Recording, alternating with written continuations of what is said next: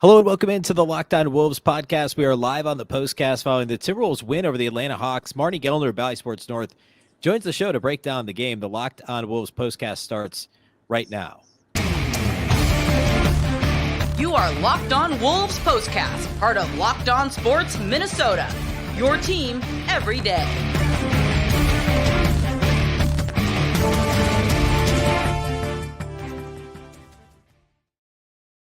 Hello and welcome into the Locked On Wolves podcast, part of the Locked On Podcast Network, your team every day. My name is Ben Beecken. I'm the host of Locked On Wolves. I'm joined by Marney Gellner from Valley Sports North. We're going to talk about the Wolves win over the Atlanta Hawks on Monday. And Marney, this was a really fun one. It was a solid Wolves win, almost wire to wire. They ended up winning by 21. They were up by, I think, 24 points at halftime. The Hawks made a little run in the early fourth quarter, but the Wolves kind of actually stepped up, put their foot down, said, no, we're going to make this thing a little more comfortable, a good finish, entertaining game. Really a lot of good things to say about this one. I love that too. It's been a while since we've been able to gush over a basketball game and gush over so many individual performances. Take a category for the team as well: assists, paint points, fast break points. It was all there. It was a really complete, really balanced win for the Timberwolves, and I would say really much needed after the last couple of games, and with how tight the West is, and 14 games to go, now 13. Yeah, this was big. It was significant for the Wolves. Yeah, it was, and especially with the way they lost Friday, just a disappointing loss to Brooklyn, and then have the whole weekend off. You do this one. I was a little nervous about this one game road trip, right? Those are always weird, coming off a loss, but they went down there, they took care of business, and the Hawks aren't a bad team. They've been playing a little bit better of late. They've been playing at a faster pace. They've been, playing for a new coach, and in general have been a little better than 500 since they fired their coach initially. And this was just, like we said, like a nice, well-rounded win. I think we can start with Anthony Edwards, of course, coming down to his hometown. I believe the first time he's beaten the Hawks in his NBA career. Had 32 points, shot nearly 50% from the field, didn't shoot it as well from outside the arc, but hit a couple of daggers late, was effective getting to the basket, passed the ball really well in this game. I thought the vision, after we talked about this after Friday's game, there was a little too much straight ISO ball from Ant. And in this game, the Wolves ISO'd him a fair amount. He was still running off plenty of dribble handoffs into isolation, but it seemed like he was more, I don't want to say more willing to pass, but the vision was just there in this game for Ant. And I thought this was a well-rounded Edwards game offensively. I agree. There were a couple of threes that I didn't love, but I think it was the 0 for 7 or 0 for 8 before he finally hit one. And I feel like that factored in to him kind of just needing to break the seal at that point. So I guess I'll just kind of toss it away, because the rest of what Anthony Edwards did was really nice. He did a lot of attacking the hoop too, which I think everybody likes to see. It just opens up his game so much. And I know it meant a lot for him to be able to win in Atlanta. Remember last year, he got ejected from the game. He got 2 technicals. He was arguing a call, and it was kind of a quick whistle. Right. And yeah. And so to be able to not only stay in the game, but play well and have your team play well, you could just tell the way he was doing that high five dance with Kyle Anderson towards the end of the game. Like, that is a happy man right there, Anthony Edwards. So, I'll take it. I'll take the way that he played the all-around game, even though I didn't love every second of it. But if you're going to get this on a regular basis, that's pretty good. Yeah, and I guess it's a good point, given some of those shots that, the breaking the seal, I think, is a good way to put that, what he was trying to do. And I think I was more okay with it because he also attempted 10 free throws in this game. And I felt like there was a lot less mid-range happening, right? He got to the line 10 times. He shot 10 threes, even though they weren't going in. I felt like, at least in general, there was more aggressiveness going to the basket. And he was actually getting whistles too. So I think that's maybe why it felt okay. He had almost half the Wolves free throw attempts in this game. We should also talk about, shouldn't go any further without talking about Kyle Anderson and his triple-double. His second triple-double of the season, and the graphic on Bally was, the stat on Bally was that he was the first Timberwolves player with multiple triple-doubles in a season since 2013-14, which is incredible. I did not realize that, but I guess it makes sense. He had 14, 12, and 10 in this game, shot 5 of 6, was really judicious with his shot selection. A couple of blocks, a couple of steals, was a phenomenal plus 33 in the plus minus column in this game. Just a really strong professional performance from Kyle Anderson. Yeah, the 12 assists for Kyle tied his career high. The triple-double was, you could just tell by the way that his teammates reacted when he got that final rebound, how much they respect him, enjoy him, appreciate him. We hear Chris Finch heap praise on Kyle Anderson all the time, and I think it's well-deserved. I mean, he's a smart player. He's methodical and meticulous, I feel like. Maybe that part of that is because of the way he plays so slowly. Methodical is just the word that comes to mind. But in general, he is someone that you can feel good about having the basketball or having decisions to make in really important moments in the game. So I think that's a huge compliment to a player. But he's been a great fit. This is an offseason free agent signing that will go down as one of the best in Timberwolves franchise history. And you don't think of it. You think of a splashy player that, had these crazy statistics or took you to the conference finals or something. And here's Kyle Anderson just playing his good, steady, reliable, smart basketball night in and night out. And this was kind of one of those games too that, he went 5 of 6, 5 for 6 from the floor, and he had a triple double that included 12 assists. And that's just really impressive. It's efficient. Extremely efficient. Tonight's postcast is brought to us by our friends over at PrizePicks. If you'd taken Kyle Anderson over on probably anything, points, assists, rebounds, you would have been in good shape on PrizePicks. If you're not familiar, it's super easy to play. You just pick 2 to 6 players, and if they'll score more or less than their PrizePicks projection, you can win up to 25 times your money on any entry. You're not competing against other people either. It's just you versus the projections available. They offer projections on any sport that you watch. Of course, that includes the NBA, but also MLB, which is just kicking off, NHL, which is ongoing. And of course, lots of big college basketball this week. So that's all over on PrizePicks, and you can make your entry in less than 60 seconds. It really is that easy. Download the PrizePicks app or go to prizepicks.com to sign up and play daily fantasy sports. First-time users can receive a 100% instant deposit match up to $100 with the promo code LOCKEDON. If you deposit $100, PrizePicks will give you $100. If you deposit $50, they'll give you $50. Don't forget to enter the promo code Locked On at sign up for an instant deposit match up to $100. Another thing that I thought was interesting. So we should mention Mike Conley had 21 and 6, shot the ball well. I think he was 3 of 13 Friday. So it was good to see him go 9 of 13, hit a couple of threes early.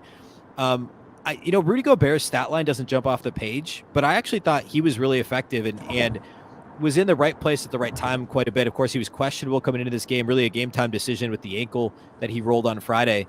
And the stat line was 14, 8, and 4. He did have 3 blocks, not like, again, doesn't jump off the page, but there were basically all of his baskets. I believe he might've had 1 put back, but pretty much all of them were lobs. And it felt like the chemistry is finally starting to build. A couple were from Conley, but there was a Kyle Anderson one. I think there was maybe a Jaden McDaniels one or Nikhil Alexander Walker. It was somebody that doesn't typically throw too many lobs to Rudy. And it just kind of felt like, even though the numbers weren't massive, that he was in the right place at the right time.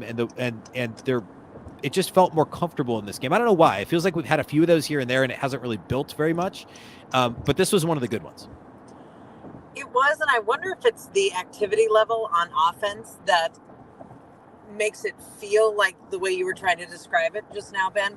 Because I felt like that on Friday night. I know it was a loss to the Nets, that overtime game, but I had called that one of maybe the best game for Rudy Gobert in terms of offensive activity.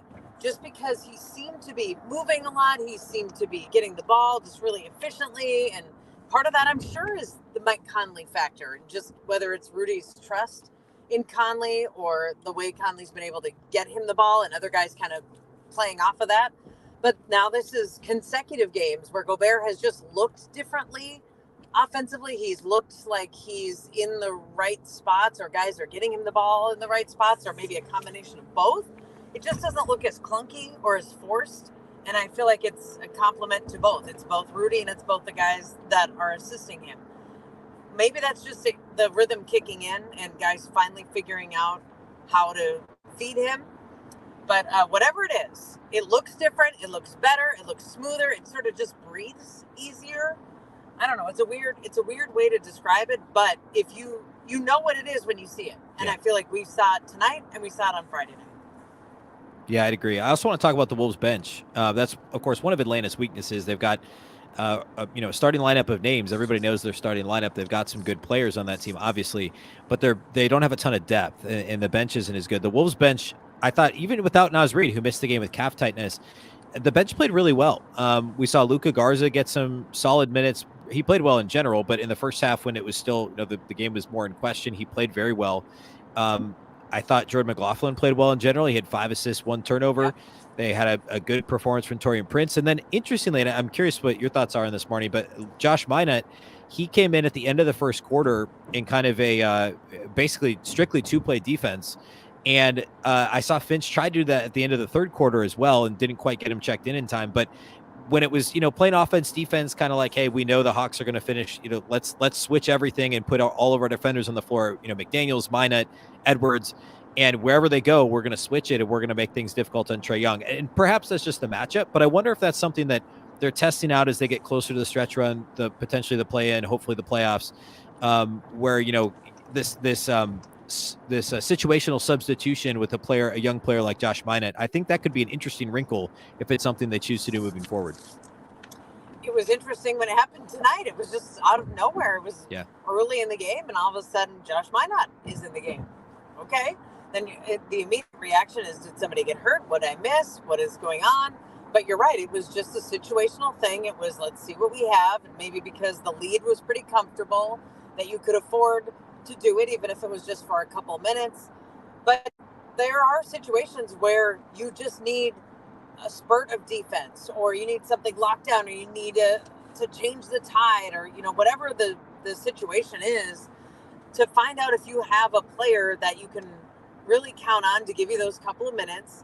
Maybe it turns into more, but even if it's just like, we can put you in situationally, you're not going to freak out, you're going to give us exactly what we're looking for. Just be steady, be good, be really good defensively. That's a really nice plus for a coach to have in his back pocket, to be able to just throw that baby out when you need it, when another team is just on a roll and you're hemorrhaging points and you need a run stopper.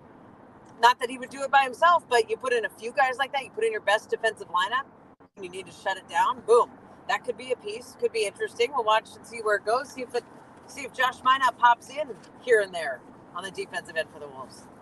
Yeah, and we should mention Austin Rivers was out in this game too, and sometimes that's a role that he may play. Now, obviously, they're not, they're different players, and I guess generally play a different position too. But I do think that's gonna be really interesting if there is just this this super long lineup with Ant and Jaden McDaniels and maybe Taurean Prince and Josh Minott, where you can just put as much length as possible on the floor, switch everything, and go offense, defense if you need to towards the end of a close game even. I mean, perhaps that's something they try with Josh Minott. Next up for the Wolves, they head back home, and now this was the 1-game road trip, and now it's a 1-game homestand against Boston on Wednesday. Boston's been struggling quite a bit lately. They lost 4 out of 5, actually 5 out of 6. They lost to the Rockets tonight. So perhaps they're getting Boston at the right time. For some reason in my head, I feel like that's what happened last time they played the Celtics, is Boston was in a rut and the Wolves did not win and it didn't go their way. But Boston's in Minnesota Wednesday and then back out on the road for Chicago and Toronto back-to-back Friday, Saturday. Karl-Anthony Towns this last week posted some video of him working out, doing some one-on-one workouts. Fingers crossed that maybe we see him later this week. But that's completely I'm just crossing my fingers is all. But who knows? But a difficult schedule upcoming with Boston, Chicago, Toronto, and the Knicks.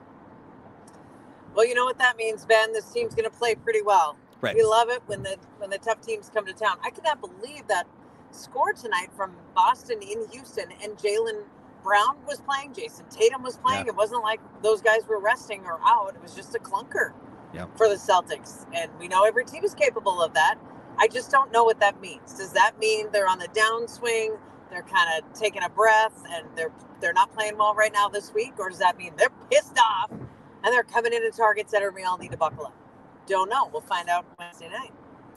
Yeah, and I looked this up real quick, and I was right. The last time the Wolves played the Celtics, which was right before Christmas, Boston had lost 3 straight, 2 to Orlando and 1 to Indiana, and was coming to Minnesota, or I guess Minnesota went to Boston for that game, and Boston beat Minnesota by 12 and then went on a 4-game winning streak. So similar situation to the last time, and the Celtics last time were pissed off, and they did take it to the Wolves. So hopefully that's not the case on Wednesday, but we will find out. Of course, we'll go live following that game as you do after each and every Wolves game. So that'll be live on the Locked On Sports Minnesota YouTube channel.